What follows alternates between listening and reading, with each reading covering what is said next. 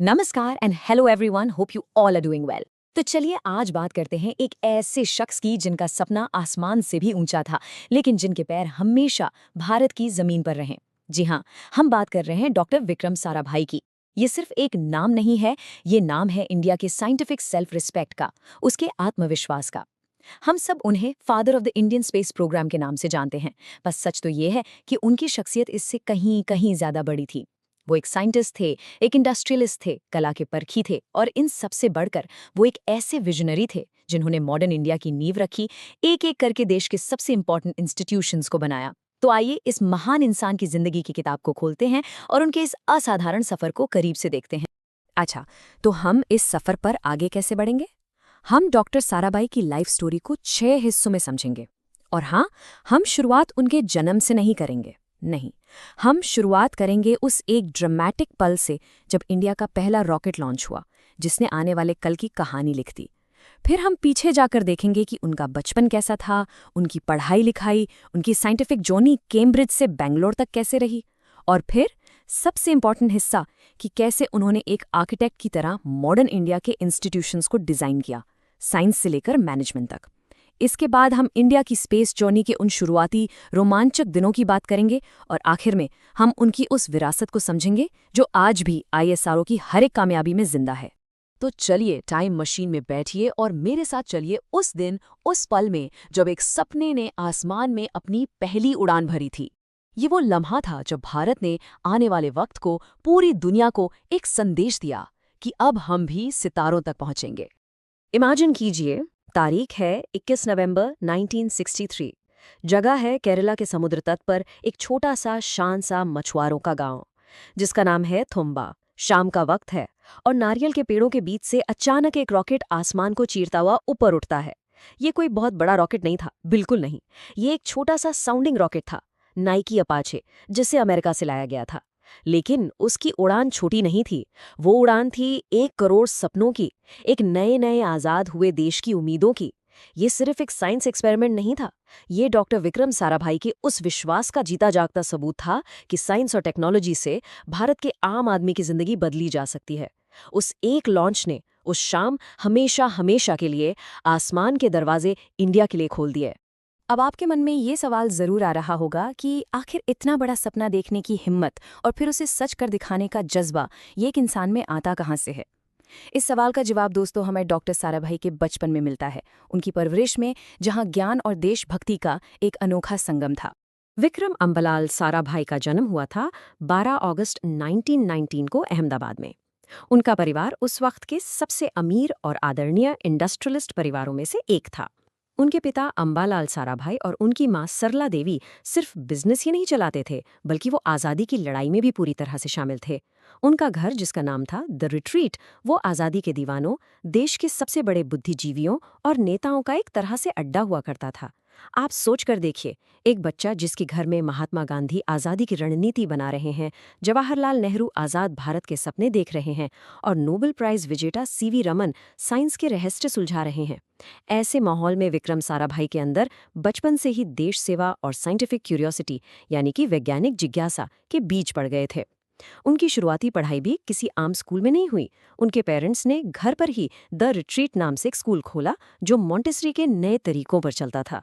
वहाँ बच्चों को रट्टा मारना नहीं, बल्कि प्रैक्टिकल करके सीखना और सबसे ज़रूरी सवाल पूछना सिखाया जाता था। और इसी से जुड़ा एक बहुत ही मशहूर किस्सा है। जब विक्रम काफ़ी छोटे थे, गुरुदेव रविंद्रनाथ टैगोर उनके घर पर मेहमान थे। उन्होंने नन्हे विक्रम को देखा और उनके चौड़े माथे को देखकर उनकी माँ से कहा, ये बच्चा एक दिन बहुत बड़ा काम करेगा, इसका नाम रोशन होगा। शायद ये एक महान कवि की दूरदृष्टि थी या उनका आशीर्वाद, लेकिन उनकी ये भविष्यवाणी बिल्कुल सच साबित हुई। इतने बेहतरीन माहौल में पल बढ़कर विक्रम साराभाई का महान बनना तो जैसे तय ही था। तो इस बेहतरीन परवरिश ने उनके लिए दुनिया के सबसे अच्छे एजुकेशनल इंस्टीट्यूट्स के दरवाजे खोल दिए, और यहीं से शुरू हुआ उनका सफ़र, एक क्यूरियस स्टूडेंट से एक वर्ल्ड क्लास साइंटिस्ट बनने का। एक ऐसा सफ़र जो उन्हें केम्ब्रिज की मशहूर सड़कों से लेकर अनंत ब्रह्मांड से आने वाली कॉस्मिक रेज के गहरे रहस्यों तक ले गया। अपनी शुरुआती पढ़ाई पूरी करने के बाद विक्रम साराभाई इंग्लैंड की वर्ल्ड फेमस केम्ब्रिज यूनिवर्सिटी चले गए। लेकिन 1940 में जैसे ही उन्होंने अपनी डिग्री हासिल की, सेकेंड वर्ल्ड वॉर शुरू हो गया। हालात ऐसे बने कि उन्हें वापस इंडिया आना पड़ा। पर कहते हैं ना, जो होता है अच्छे के लिए होता है। ये मजबूरी उनके लिए एक बहुत बड़ा मौका साबित हुई। इंडिया आकर उन्होंने बैंगलोर में इंडियन इंस्टीट्यूट ऑफ साइंस यानी कि IISc ज्वाइन किया, और यहाँ उन्हें गाइड करने के लिए कौन मिला? कोई और नहीं बल्कि नोबेल प्राइज विजेता सर CV रमन। उनके अंडर ही उन्होंने कॉस्मिक रेज पर अपना रिसर्च शुरू किया और अपना पहला साइंटिफिक पेपर भी पब्लिश किया। IISc में गुजरा ये वक्त उनकी लाइफ का एक टर्निंग पॉइंट था। IISc में ही विक्रम साराभाई की मुलाकात एक और ब्रिलियंट यंग साइंटिस्ट से हुई, डॉक्टर होमी जहांगीर भाभा, जो आगे चलकर भारत के न्यूक्लियर प्रोग्राम के जनक बने। दोनों को ही कॉस्मिक रेज में गहरी दिलचस्पी थी, और ये कॉमन इंटरेस्ट जल्दी ही एक गहरी दोस्ती में बदल गया। ये सिर्फ एक प्रोफेशनल फ्रेंडशिप नहीं थी, उन दोनों को आर्ट्स, म्यूजिक, कल्चर, हर चीज से प्यार था। ये दो महान दिमागों का मिलन था, जिनकी दोस्ती ने, जिनकी पार्टनरशिप ने आने वाले कई दशकों तक इंडिया की साइंस की दिशा को तय किया। जैसे ही वर्ल्ड वॉर खत्म हुआ 1945 में, साराभाई अपनी PhD पूरी करने कैम्ब्रिज लौट गए, और ठीक 1947 में, जिस साल हमें आज़ादी मिली, उन्होंने अपनी डॉक्टरेट की डिग्री हासिल की। तो 1947 में जब डॉक्टर साराभाई आज़ाद भारत में कदम रखते हैं, तो उनके सामने एक मिशन बिल्कुल साफ था। अपनी पूरी नॉलेज, अपनी पूरी एनर्जी देश को बनाने में लगा देनी है। और उन्होंने ये महसूस किया कि एक नए देश को सिर्फ साइंटिस्ट की ज़रूरत नहीं है, उसे ज़रूरत है मजबूत इंस्टीट्यूशंस की, मजबूत संस्थानों की। सच तो ये है कि डॉक्टर साराभाई सिर्फ एक साइंटिस्ट नहीं थे, वो एक इंस्टीट्यूशन बिल्डर थे। और क्या कमाल के इंस्टीट्यूशन बिल्डर थे! आप जरा इस लिस्ट को देखिए। ये सिर्फ उन दर्जनों संस्थानों की एक छोटी सी झलक है, जिनको या तो डॉक्टर साराभाई ने खुद बनाया, या उनको बनाने में उनका बहुत बड़ा हाथ था। जरा उनकी सोच का दायरा देखिए। एक तरफ स्पेस साइंस के लिए फिजिकल रिसर्च लेबोरेटरी यानी PRL है, तो दूसरी तरफ देश में प्रोफेशनल बिजनेस लीडर्स तैयार करने के लिए Indian institute of management IIM। एक तरफ टेक्सटाइल इंडस्ट्री की प्रॉब्लम्स को सॉल्व करने के लिए अटीरा है, तो दूसरी तरफ आर्ट और कल्चर को बढ़ावा देने के लिए अपनी पत्नी मृणालिनी साराभाई के साथ मिलकर दर्पणा एकेडमी।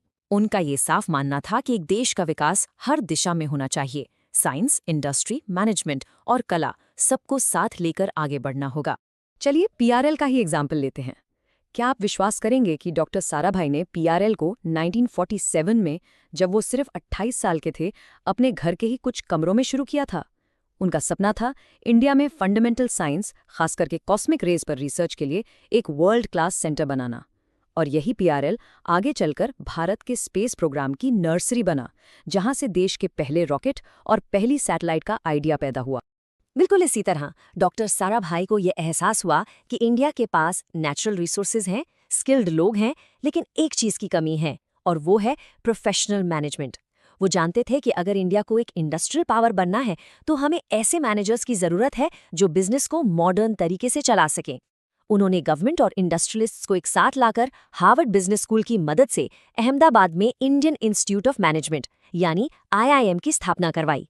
ये उनकी दूरदृष्टि को दिखाता है कि वो सिर्फ लैब्स और रॉकेट्स के बारे में नहीं सोच रहे थे, वो देश की इकोनॉमी की नींव को भी मजबूत कर रहे थे। और अब आते हैं डॉक्टर साराभाई की जिंदगी के उस चैप्टर पर जिसके लिए उन्हें सबसे ज्यादा जाना जाता है। एक ऐसा सपना जिसे उस जमाने में बहुत से लोगों ने एक पागलपन समझा था। एक गरीब विकासशील देश के लिए स्पेस प्रोग्राम शुरू करना। सोच के देखिए ये कितना बड़ा चैलेंज रहा होगा। आलोचना करने वाले कहते थे कि जिस देश में लाखों लोग भूखे हैं, उस देश को चांद सितारों की बातें करना शोभा नहीं देता। और इन आलोचनाओं का जवाब डॉक्टर साराभाई ने इन शब्दों में दिया। ये उनके वो ऐतिहासिक शब्द हैं जो आज भी इसरो के हर मिशन का मार्गदर्शन करते हैं। उन्होंने कहा, हमें अमीर देशों से स्पेस रेस नहीं करनी। चांद या मंगल पर सबसे पहले पहुंचना हमारा मकसद नहीं है। हमारा मकसद है स्पेस की एडवांस से एडवांस टेक्नोलॉजी का इस्तेमाल भारत के आम आदमी की असली समस्याओं को, रियल प्रॉब्लम्स को सुलझाने के लिए करना। वो सैटेलाइट्स को सिर्फ आसमान में घूमते हुए मशीन नहीं मानते थे। वो उनमें किसानों के लिए मौसम का अनुमान देखते थे, मछुआरों के लिए तूफान की चेतावनी देखते थे, और दूर दराज के गांव में बैठे बच्चों तक अच्छी एजुकेशन पहुंचाने का जरिया देखते थे। उनके लिए टेक्नोलॉजी का असली मकसद था समाज के आखिरी आदमी तक फायदा पहुंचाना। और इस विजन को सच करने के लिए उन्होंने 1962 में इनकोस्पार बनाया। अब सवाल था कि रॉकेट लॉन्च कहाँ से किया जाए। उन्होंने केरला के गांव थुम्बा को चुना क्योंकि वो साइंटिफिकली अर्थ के जियोमैग्नेटिक इक्वेटर के सबसे पास था। पर दिक्कत ये थी कि थुम्बा में कोई इंफ्रास्ट्रक्चर, कोई बिल्डिंग, कुछ नहीं था। तो क्या हुआ? एक लोकल चर्च को मिशन कंट्रोल रूम बना दिया गया, बिशप के घर को ऑफिस बना दिया गया और देश के टॉप साइंटिस्ट ने नारियल के पेड़ों के नीचे बैठकर रॉकेट के पार्ट्स को असेंबल किया। रॉकेट के भारी हिस्सों को लॉन्च पैड तक बैलगाड़ियों और साइकिल पर लाद कर ले जाया गया। ये कहानी किसी फिल्म की स्क्रिप्ट जैसी लगती है, लेकिन ये सच है। ये दिखाती है कि जब इरादे नेक और हौसले बुलंद हों तो साधनों की कमी आपको रोक नहीं सकती। डॉक्टर साराभाई सिर्फ ऑफिस में बैठकर प्लान बनाने वाले बॉस नहीं थे, वो जमीन पर उतरकर टीम के साथ काम करने वाले लीडर थे। उन्होंने देश के कोने कोने से टैलेंटेड यंग इंजीनियर्स और साइंटिस्ट को ढूंढकर इकट्ठा किया और उन्हीं शुरुआती लोगों में से एक थे एक नौजवान जिनका नाम था एपीजे अब्दुल कलाम। डॉक्टर साराभाई ने कलाम साहब की प्रतिभा को फौरन पहचान लिया और उन्हें अपने अंडर ले लिया।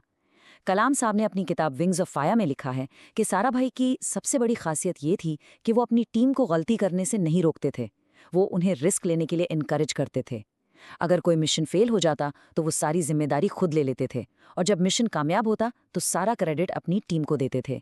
ये लीडरशिप का वो स्टाइल था जिसने इसरो का कल्चर बनाया। अपनी जिंदगी के आखिरी सालों में डॉक्टर साराभाई के कंधों पर जिम्मेदारियां और भी बढ़ गई थीं। वो एक ही वक्त में देश के लिए कई मोर्चों पर काम कर रहे थे, लेकिन अफसोस उनका ये सफर अधूरा रह गया। उनकी यात्रा बहुत जल्द खत्म हो गई। 1966 में एक प्लेन क्रैश में अपने दोस्त होमी भाभा की मौत के बाद एटॉमिक एनर्जी कमीशन की जिम्मेदारी भी डॉक्टर साराभाई पर आ गई। अब वो इंडिया के स्पेस प्रोग्राम और एटॉमिक एनर्जी प्रोग्राम दोनों को लीड कर रहे थे। 1969 में उन्होंने इंस्कोपार को इंडियन स्पेस रिसर्च ऑर्गेनाइजेशन यानी इसरो का नया और बड़ा रूप दिया। वो देश के लिए दिन में 18 से 20 घंटे काम करते थे। लेकिन फिर 30 दिसंबर 1971 को जब वो त्रिवेंद्रम में एक रॉकेट लॉन्च की तैयारियों का जायजा ले रहे थे, सिर्फ 52 साल की उम्र में कार्डियक अरेस्ट से उनका निधन हो गया। उनके अचानक चले जाने से देश के साइंटिफिक कम्युनिटी में एक ऐसा खालीपन आ गया जिसे भरना नामुमकिन था। डॉक्टर साराभाई भले ही हमें जल्दी छोड़कर चले गए, लेकिन उनका विजन, उनका सपना आज भी जिंदा है। आप इस स्लाइड में देख सकते हैं कि जो बीज उन्होंने बोए थे वो आज कितने बड़े पेड़ बन चुके हैं। थुम्बा से लॉन्च हुए उन छोटे छोटे साउंडिंग रॉकेट्स की टेक्नोलॉजी आज हमें पीएसएलवी, जीएसएलवी और LVM-3 जैसे दुनिया के सबसे रिलायबल लॉन्च व्हीकल्स दे चुकी है। उनका सपना था कि इंडिया में सैटेलाइट बने और वो सपना आर्यभट्टा से शुरू होकर आज चंद्रयान और मंगलयान जैसे ऐतिहासिक मिशंस तक पहुंच गया है। यहाँ तक कि हमारा आदित्य L1 मिशन जो सूरज को स्टडी कर रहा है, वो भी उनकी सोलर फिजिक्स में गहरी दिलचस्पी का ही नतीजा है। इसरो की हर एक कामयाबी में डॉक्टर विक्रम साराभाई की सोच की छाप साफ दिखाई देती है। देश को बनाने में उनके इस योगदान के लिए उन्हें देश और विदेश में अनगिनत सम्मान मिले। 1966 में उन्हें पद्म भूषण दिया गया और 1972 में उनकी मृत्यु के बाद इंडिया का दूसरा सबसे बड़ा सम्मान पद्म विभूषण उन्हें दिया गया। उनके सम्मान में थुम्बा के उस लॉन्चिंग स्टेशन का नाम बदलकर विक्रम साराभाई स्पेस सेंटर यानी VSSC कर दिया गया। इतना ही नहीं, चांद पर एक क्रेटर का नाम साराभाई क्रेटर रखा गया है। और सबसे खास बात, हमारे चंद्रयान मिशंस का लैंडर जिसने चांद की सतह पर भारत का झंडा गाड़ा, उसका नाम भी विक्रम है। एक ऐसी श्रद्धांजलि जो अनंत काल तक उस महान आत्मा के सपनों की गवाही देगी। अगर आपको वीडियो पसंद आया तो लाइक कीजिए, कमेंट डाउन और शेयर करना ना भूलना and attempt the quiz as well.